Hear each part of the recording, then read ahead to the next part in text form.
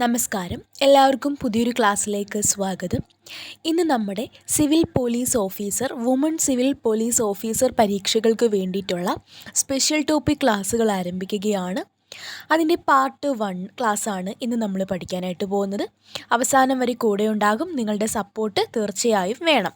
Special topic മാർക്കിൻ്റെ ഭാഗത്തു നിന്നുള്ള 20 മാർക്ക്, സ്പെഷ്യൽ ടോപ്പിക്കിൻ്റെ ഭാഗത്തു നിന്നുള്ള 20 മാർക്ക് ഞാൻ നിങ്ങൾക്ക് ഉറപ്പ് നൽകുകയാണ്. ആദ്യം നമ്മൾ പഠിക്കാനായിട്ട് പോകുന്നത് സിലബസിലെ ആദ്യ ഭാഗമാണ്.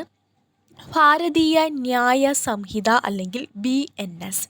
അപ്പോൾ BNSൻ്റെ ഫുൾ ഫോം എന്താണ് എന്ന് പഠിക്കുക. ഭാരതീയ ന്യായ സംഹിതയാണ്.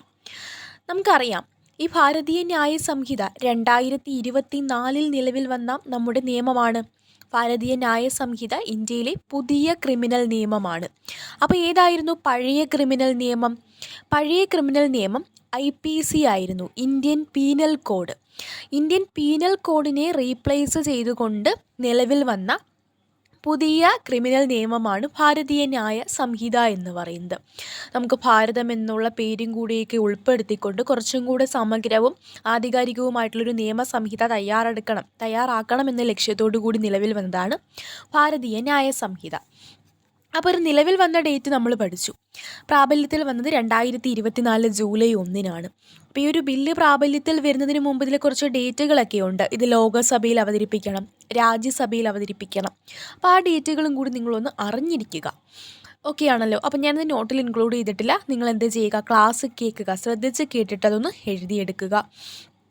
ലോകസഭയിൽ ഈ ഒരു ഭാരതീയ ന്യായ സംഹിത ബില്ല് അവതരിപ്പിക്കുന്നത് 2023 ഓഗസ്റ്റ് 11-നാണ്. 2023 ഓഗസ്റ്റ് 11-നാണ്. അപ്പോൾ അതിൽ ചെറിയ മിസ്റ്റേക്കുകൾ കാര്യങ്ങളൊക്കെ കൊണ്ടിട്ട് അത് തിരിച്ചയച്ചിട്ട് വീണ്ടും ഒന്നും കൂടെ ലോകസഭയിൽ അവതരിപ്പിക്കുന്നുണ്ട് 2023 ഡിസംബർ 12-ന്. ഡിസംബർ 12-ന് അവതരിപ്പിച്ച ഈ ബില്ല് ലോകസഭ 2023 ഡിസംബർ 20-ന് പാസ്സാക്കുന്നു. രാജ്യസഭ തൊട്ടു പിറ്റേ ദിവസമാണ് പാസ്സാക്കുന്നത് 2023 ഡിസംബർ 21. അപ്പോൾ 2023 ഡിസംബർ 20-ന് പാസ്സാക്കുന്നു ലോകസഭ, ഡിസംബർ 21-ന് രാജ്യസഭ പാസ്സാക്കുന്നു. രാഷ്ട്രപതി 2023 ഡിസംബർ 25-ന് ഇതിൽ ഒപ്പുവെക്കുന്നു. രാഷ്ട്രപതി ദ്രൗപദി മുർമു ആണ്.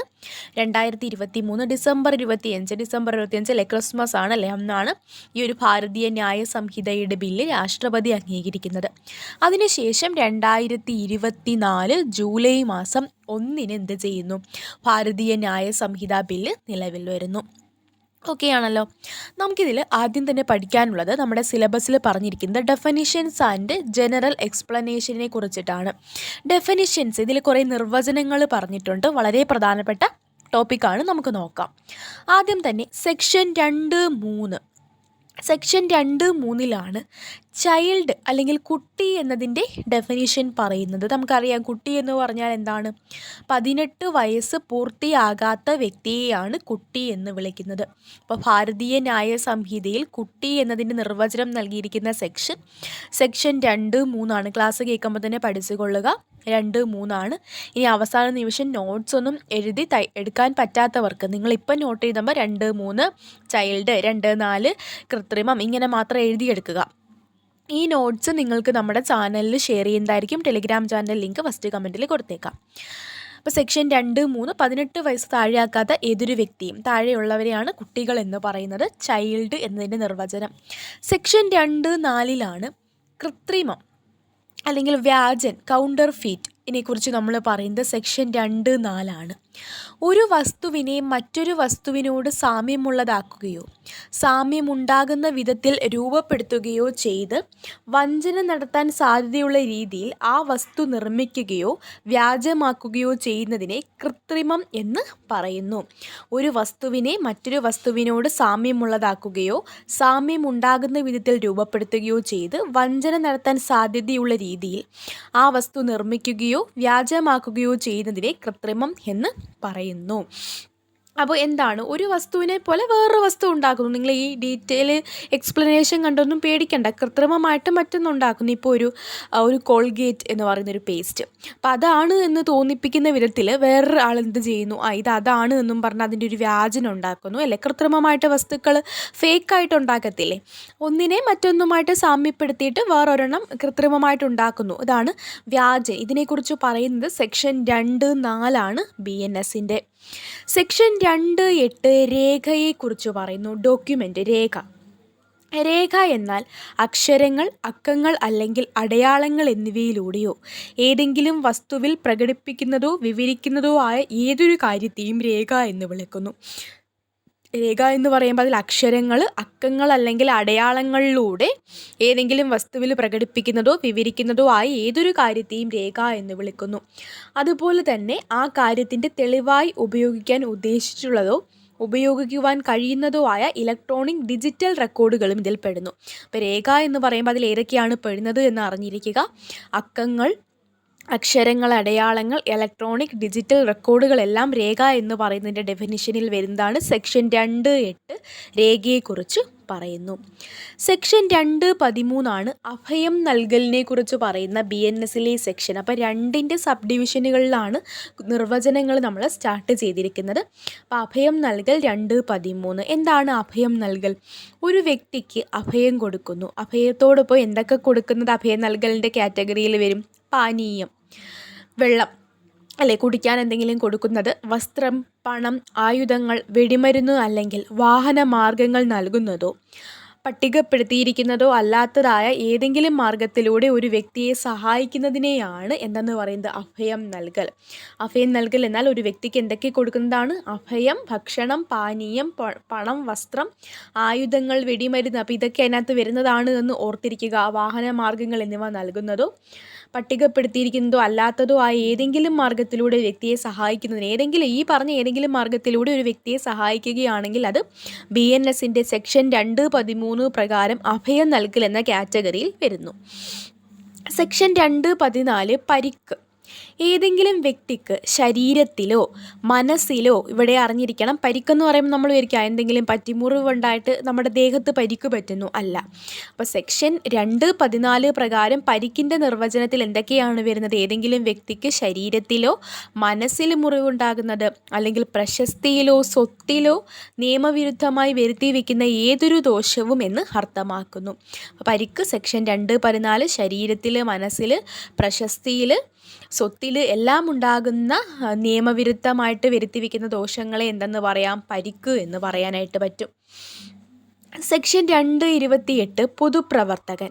സർക്കാരിൻ്റെ സേവനത്തിലോ ശമ്പളത്തിലോ അല്ലെങ്കിൽ സർക്കാർ ഏതെങ്കിലും പൊതു കർത്തവ്യം നിർവഹിക്കുന്നതിന് ഫീസ് അല്ലെങ്കിൽ കമ്മീഷൻ വഴി പ്രതിഫലം ലഭിക്കുന്ന വ്യക്തി.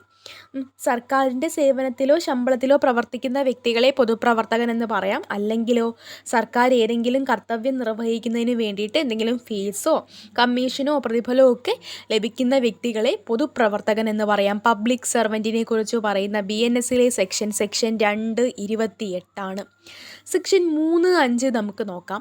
എല്ലാവരുടെയും പൊതുവായ ഉദ്ദേശം മുൻനിർത്തി നിരവധി വ്യക്തികൾ ഒരു കുറ്റകൃത്യം ചെയ്യുമ്പോൾ അത്തരം ഓരോ വ്യക്തിയും അത് താൻ മാത്രം ചെയ്തതുപോലെ തന്നെ ആ പ്രവൃത്തിക്ക് ബാധ്യസ്ഥനാണ്. എല്ലാവർക്കും ഒരു പൊതുവായ ഉദ്ദേശമാണ്, ഒരാളെ തല്ലിച്ചതയ്ക്കണം. ഇത് തന്നെയാണ് ഒരാളുടെ പൊതുവായ ഉദ്ദേശം. അപ്പോൾ ഒരാൾ ഒരു 2 അടിയേ കൊടുത്തുള്ളൂ, ഒരാൾ 5 അടി കൊടുത്തു എന്നും പറഞ്ഞ് അതിനകത്ത് 5 അടി കൊടുത്തപ്പോൾ മാത്രമല്ല കുറ്റക്കാരൻ. എല്ലാവരുടെയും ഉദ്ദേശം ഒന്ന് തന്നെയാണ്. അതിൽ ഓരോ വ്യക്തിയും അത് താൻ മാത്രം ചെയ്തതാണ് എന്ന രീതിയിൽ എന്താണ്, ആ പ്രവൃത്തിക്ക് ബാധ്യസ്ഥനാണ്. അല്ലാതെ ഞാൻ കുറച്ച് ചെയ്തു, കൂടുതൽ ചെയ്തു, അങ്ങനെയൊന്നുമില്ല. എല്ലാവരും എന്താണ്, അത് താൻ മാത്രം ചെയ്തു, ഞാൻ ചെയ്തു എന്ന രീതിയിൽ എല്ലാവരും അതിൽ കുറ്റക്കാരാണ് അല്ലെങ്കിൽ ബാധ്യസ്ഥരാണ് എന്ന് പറയുന്ന സെക്ഷനാണ് സെക്ഷൻ 3(5). ഇനി സെക്ഷൻ 4, സെക്ഷൻ 11 തുടങ്ങിയവ എന്തിനെക്കുറിച്ച് പറയുന്നു? ശിക്ഷകളെക്കുറിച്ച് പറയുന്നു. സെക്ഷൻ 4 പറയുന്നത് എന്താണ്? ശിക്ഷകളെ പറ്റിയിട്ടാണ്. പലതരത്തിലുള്ള ശിക്ഷകളുണ്ട്. മരണശിക്ഷയുണ്ട്, അല്ലേ? വധശിക്ഷയുണ്ട്. ജീവപര്യന്തം തടവ്. എന്താണ് ജീവപര്യന്തം തടവ് എന്നതുകൊണ്ട് അർത്ഥമാക്കുന്നത്? ഒരു വ്യക്തിയുടെ സ്വാഭാവിക ജീവിതത്തിൻ്റെ ശേഷിക്കുന്ന കാലയളവ്. ജീവപര്യന്തം തടവ് എന്ന് പറയുമ്പോൾ ഒരു വ്യക്തിയുടെ സ്വാഭാവിക ജീവിതത്തിൻ്റെ ശേഷിക്കുന്ന കാലയളവാണ്. ഈ തടവ് തന്നെ 2 രണ്ട് തരത്തിലുണ്ട്. കഠിനമായ തടവുണ്ട്, കഠിനാധ്വാനത്തോടെ കഴിയുന്ന തടവുണ്ട്, ലളിതമായിട്ടുള്ള തടവുണ്ട്. അപ്പോൾ ഈ ജീവപര്യന്തം തടവിൽ തന്നെ രണ്ട് രീതിയിൽ വരും. കഠിനമായിട്ടുള്ള തടവ് അവരുടെ കുറ്റത്തിൻ്റെ തീവ്രത അനുസരിച്ചായിരിക്കും അത് വരുന്നത്. കഠിനാധ്വാനത്തോടു കൂടിയുള്ള തടവുമുണ്ട്, ലളിതമായിട്ടുള്ള തടവുമുണ്ട്. അതുപോലെ സ്വത്ത് കണ്ടുകെട്ടൽ ഒരു തരത്തിലുള്ള ശിക്ഷയാണ്. പിഴ ഒരു ശിക്ഷയാണ്, പിഴ ഒടുക്കുന്നത് ഒരു ശിക്ഷയാണ്. കമ്മ്യൂണിറ്റി സേവനങ്ങൾ, എന്തെങ്കിലും ഹോസ്പിറ്റലിലോ അങ്ങനെ എന്തെങ്കിലും പബ്ലിക്കിൽ എന്തെങ്കിലും കമ്മ്യൂണിറ്റി സേവനങ്ങൾക്ക്, ഈ കുറ്റകൃത്യത്തിന് ചെറിയ കുറ്റങ്ങളൊക്കെ ചെയ്തവരെയൊക്കെ അങ്ങനെ എന്തെങ്കിലും കമ്മ്യൂണിറ്റി സേവനങ്ങൾക്ക് വിടും, അതും ഒരു തരത്തിലുള്ള ശിക്ഷയാണ്. അപ്പോൾ സെക്ഷൻ 4 ശിക്ഷകളെക്കുറിച്ച് പറയുന്നു. അതിൽ പലതരത്തിലുള്ള ശിക്ഷകളുണ്ട്. മരണശിക്ഷയുണ്ട്, ജീവപര്യന്തം തടവുണ്ട്, സ്വത്ത് കണ്ടുകെട്ടൽ, പിഴ, കമ്മ്യൂണിറ്റി സേവനം, ഇതെല്ലാം തന്നെ ശിക്ഷയിൽ വരുന്നതാണ്. ഇനി സെക്ഷൻ 11 ഏകാന്ത തടവിനെ കുറിച്ച് പറയുന്നത്. സെക്ഷൻ 11 ഭാരതീയ ന്യായ സംഹിതയുടെ സെക്ഷൻ 11 ഏകാന്ത തടവിനെ കുറിച്ച് പറയുന്നത്. അതിലെ തടവ് കാലാവധി 6 മാസത്തിൽ കൂടാത്തതാണെങ്കിൽ 1 മാസത്തിൽ കൂടാത്ത സമയമാണ് ഏകാന്ത തടവിന് വിധിക്കുന്നത്. തടവ് 6 മാസത്തിൽ കൂടാത്തതാണെങ്കിൽ, തടവ് 6 മാസം തൊട്ട് 1 വർഷം വരെ ആണെങ്കിൽ 2 മാസത്തിൽ കൂടാത്ത ഏകാന്ത തടവ് കിട്ടും. 1 വർഷത്തിൽ കൂടുതൽ കിട്ടുന്നുള്ള ആണെങ്കിൽ 3 മാസത്തിൽ കൂടാത്ത സമയമായിരിക്കും ഏകാന്ത തടവ് എന്ന് പറയുന്നത്. അപ്പോൾ ആ കാര്യങ്ങളും കൂടി അറിഞ്ഞിരിക്കുക. സെക്ഷൻ 11 ഏകാന്ത തടവ്. അപ്പോൾ ഇത്രയും കാര്യങ്ങളാണ് ഇന്നത്തെ ക്ലാസ്സിൽ നമ്മൾ ഡെഫിനിഷൻസ് വളരെ ക്ലിയർ ആയിട്ടുള്ള നോട്ടോടുകൂടി നിങ്ങൾക്ക് ഇതേ നോക്കിക്കേ, വെൽ അറേഞ്ച്ഡ് ആയിട്ടാണ് നിങ്ങൾക്ക് ഈ യൂട്യൂബ് ക്ലാസ് നൽകിയിരിക്കുന്നത്. അപ്പോൾ ഫസ്റ്റ് ക്ലാസ്സിൽ ഞാൻ ഇത്രയും കാര്യങ്ങൾ ഉൾപ്പെടുത്തിയിരിക്കുന്നു. നിർവചനങ്ങളാണ് പറയുന്നത്. അടുത്ത ക്ലാസ്സിൽ നമുക്ക് എക്സെപ്ഷൻസ് പഠിക്കാനുണ്ട്, പൊതുവായ ഒഴിവാക്കലുകളെ കുറിച്ചിട്ടാണ് പഠിക്കാനുള്ളത്. അപ്പോൾ നിങ്ങളുടെ സപ്പോർട്ട് ഉണ്ടെങ്കിൽ മാത്രമാണ് ഈ സീരീസ് കണ്ടിന്യൂ ചെയ്യുന്നത്. അപ്പോൾ ഇന്ന് പാർട്ട് 1 ക്ലാസ്സാണ്. ഇത് കണ്ടിട്ടുള്ള നിങ്ങളുടെ റെസ്പോൺസ്, എത്ര പേർക്ക് നെക്സ്റ്റ് പാർട്ട് വേണം എന്നുള്ളത് കമൻറ്റ് ചെയ്യുക. അങ്ങനെയാണെങ്കിൽ ഉറപ്പായിട്ട് നമ്മൾ നെക്സ്റ്റ് പാർട്ടുമായിട്ട് വരുന്നതായിരിക്കും. അപ്പോൾ നിങ്ങളുടെ പോലീസ് സ്വപ്നമുള്ള നിങ്ങളുടെ കൂട്ടുകാർക്കൊക്കെ, ഇത് പഠിക്കുന്ന ഉദ്യോഗാർത്ഥികൾക്കൊക്കെ ഈ വീഡിയോ ഒന്ന് ഷെയർ ചെയ്ത് കൊടുക്കുക. അപ്പോൾ നോട്ട്സ് ഞാൻ ടെലിഗ്രാം ചാനലിൽ ഇതേപോലെ ഫ്രീ ആയിട്ടുള്ള നോട്ട്സ് ഷെയർ ചെയ്ത് തരാം. അതുപോലെ നമ്മൾ 10th പ്രിലിംസിന് വേണ്ടി ഫ്രീ നോട്ട്സ് നൽകുന്നുണ്ട്. ടെലിഗ്രാം ചാനലിൻ്റെ ലിങ്ക് ഫസ്റ്റ് കമൻറ്റിൽ കൊടുത്തേക്കാം, കയറി ജോയിൻ ചെയ്തോളാം. അപ്പോൾ ഇത്രയേ ഉള്ളൂ. അടുത്ത വീഡിയോയിൽ കാണാം. താങ്ക്